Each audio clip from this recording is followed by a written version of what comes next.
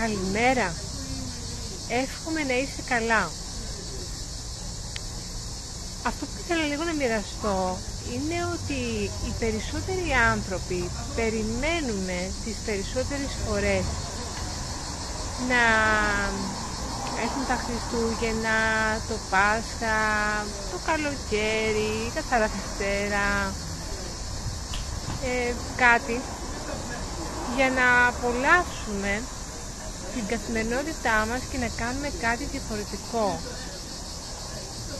Όμως, πόσο πιο όμορφη και πιο ουσιαστική θα γινόταν η ζωή σου αν έδινες χρώμα στην καθημερινότητά σου με διάφορους τρόπους, όπως να πιεις έναν καφέ με έναν φίλο, να φτιάξεις ένα πολύ όμορφο γεύμα για τον σύντροφό σου, δημιουργώντας μια πολύ ωραία ατμόσφαιρα, το να πας να δεις την Ανατολή, ίσως στη θάλασσα, το να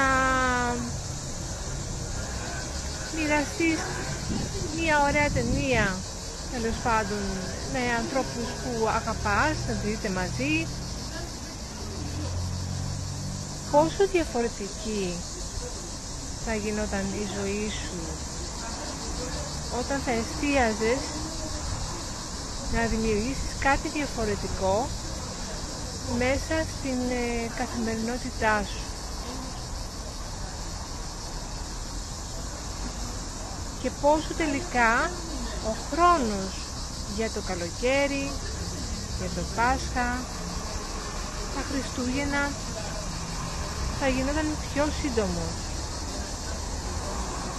Γιατί πολύ απλά εσύ δίνοντας σημαντικότητα και κάνοντας ξεχωριστή την κάθε μέρα που έρχεται με τον δικό σου μοναδικό τρόπο,